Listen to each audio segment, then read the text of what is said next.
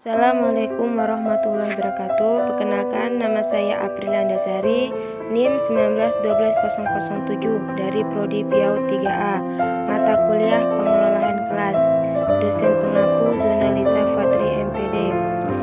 Baik, di sini saya akan menjelaskan beberapa materi pengelolaan kelas. Yang pertama ada kontrak perkuliahan, kedua kegiatan pengelolaan kelas, tiga mengapa lingkungan belajar penting bagi anak dan apa saja model pembelajaran yang dapat digunakan.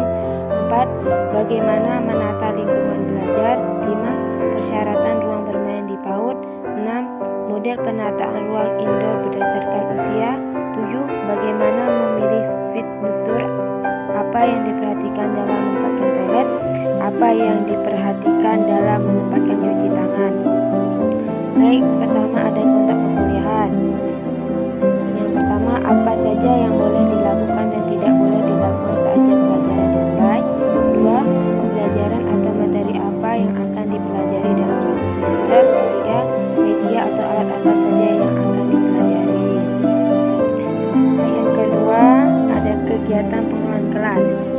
Kegiatan pengelolaan kelas adalah suatu usaha yang dilakukan oleh penanggung jawab kegiatan belajar mengajar dengan maksud agar dicapai kondisi yang optimal sehingga dapat terlaksana kegiatan belajar mengajar seperti yang diharapkan. Yang B, ada tujuan pengelolaan kelas adalah penyediaan fasilitas bagi bermacam-macam kegiatan belajar siswa dalam lingkungan sosial, emosional, dan intelektual dalam kelas. Yang C, ada pendekatan kegiatan pengelolaan kelas. Ada beberapa pendekatan, yaitu pendekatan ancaman, kebebasan, resep, pembelajaran, perubahan tingkah laku, suasana emosi, dan hubungan sosial. Yang D, ada peran guru dalam strategi pengelolaan kelas. Yang pertama, guru sebagai demonstrator. 2. Guru sebagai evaluator. 3. Guru sebagai fasilitator. Yang ketiga, pembahasan tentang mengapa lingkungan belajar penting bagi anak dan apa saja model pembelajaran yang dapat digunakan. Karena dapat mempengaruhi perkembangan anak melalui perasaan yang terbentuk, kenyamanan yang dirasakan, kesempatan untuk berinteraksi yang diberikan oleh lingkungan yang dirancang sedemikian rupa.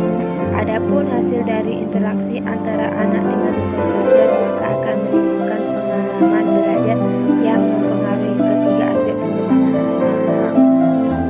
Dan ada beberapa model pembelajaran yang dilaksanakan di lingkungan belajar anak usia dini. Di antaranya adalah model pembelajaran klasikal, model pembelajaran kelompok, model pembelajaran area, model pembelajaran berdasarkan sudut-sudut kegiatan, model pembelajaran BCCT atau Broadcaster and Kistil Team.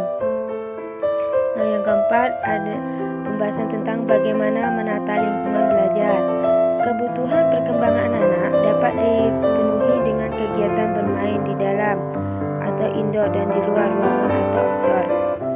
Sarana bermain tidak harus buatan pabrik, tetapi dapat dibuat sendiri oleh para pendidik dan orang tua yang disesuaikan dengan potensi dan kondisi lingkungan sosial budaya daerah setempat. Sarana bermain anak usia dini dapat berupa bahan atau alat-alat di lingkungan sekitar anak yang dapat menjadi alat stimulasi untuk memunculkan potensi anak, memaksimalkan dan mendeteksi pertumbuhan dan perkembangannya. Ada fungsi menata lingkungan belajar anak, yaitu pertama, mempersiapkan lingkungan fisik yang aman, nyaman, menarik, dan didesain sesuai dengan perencanaan sehingga mendorong anak untuk mengoptimalkan perkembangannya. Kedua, mendukung anak untuk mandiri, bersosialisasi, dan menyelesaikan masalah. Ada persyaratan dalam menata lingkungan belajar di PAUD. Pertama, ruang atau tempat yang digunakan untuk pembelajaran harus bisa menarik dan mengundang minat anak untuk bermain di situ. Kedua, sehingga sesuatu yang setiap tempat harus mengandung unsur pendidikan. 3. Aman, nyaman, sehat. 4. Menekankan pada berbagai macam media termasuk bahan-bahan alam, bahan daur ulang, dan lain-lain. Adapun tujuannya, pertama, menciptakan situasi pembelajaran yang kondusif dan menyenangkan. Kedua, memotivasi anak untuk terlibat aktif dalam proses pembelajaran. Ketiga, memudahkan anak untuk belajar fokus, mandiri, tanggung jawab, klasifikasi, kerapian, dan lain-lain dalam keteraturan. Nah, kelima ada materi tentang persyaratan ruang bermain di PAUD. Syarat penataan sarana bermain dalam ruang atau indoor. Yang pertama, semua material harus kasat mata, bersih dari segala macam kotoran, kutu, jamur, karatan, dan binatang kecil lainnya. Kedua, berbahan kayu, kain, plastik, cat. Tiga, permukaan. 4, ujung rancing dan sisi tajam. 5, panjang tali. Nah, yang keenam ada materi tentang model penataan ruangan indoor berdasarkan usia.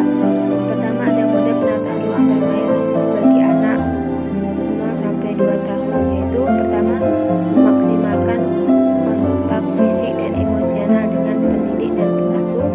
Kedua, kontak fisik antara anak dengan pendidik atau pengasuh diperlukan untuk mengembangkan kemampuan mengenali orang-orang di sekitarnya melalui permainan disediakan sedemikian rupa agar anak dapat menjangkau dan menggunakannya secara leluasa didampingi oleh pengasuh. Nah, model ruang penataan bermain usia 3-6 tahun, yaitu pertama, prasarana dalam ruang bermain harus ditata secara menarik dan menyenangkan bagi anak, multifungsi, terbuat dari bahan yang ringan namun kuat, tahan lama, mudah dibersihkan, memiliki desain bagus, berkualitas, aman bagi anak, tidak tajam, tumpul atau tidak runcing, dan harus bagian permukaannya. Yang B, ada furnitur perabotan serba mini, ergonomis atau benar ukurannya untuk anak dan nyaman bagi anak untuk melakukan aktivitas, fungsional, sederhana, aman dan nyaman bagi anak. Yang C, ada warna-warna dasar furnitur, sebaiknya dipilih warna natural, kayu atau satu warna. Nah, yang ketujuh ada materi tentang bagaimana memilih furnitur, apa yang diperhatikan dalam menempatkan toilet, apa yang diperhatikan dalam menempatkan cuci tangan. Pertama, bagaimana memilih furnitur. Pertama, meja dan kursi untuk anak disesuaikan dengan ukuran anak, baik berat maupun ukurannya.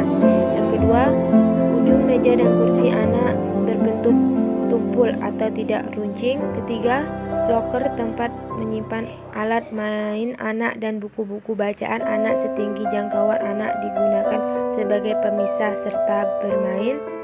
4, bila kursi plastik yang dipilih pastikan cukup kokoh dan tidak licin bila ditempatkan di atas lantai. Nah, apa yang diperhatikan dalam menempatkan toilet? Toilet termasuk prasarana vital yang harus dimiliki satuan PAUD. Tempat ini harus dirancang dan dirawat dengan baik karena selain untuk pembelajaran anak, tempat ini memudahkan penyebaran virus atau bakteri.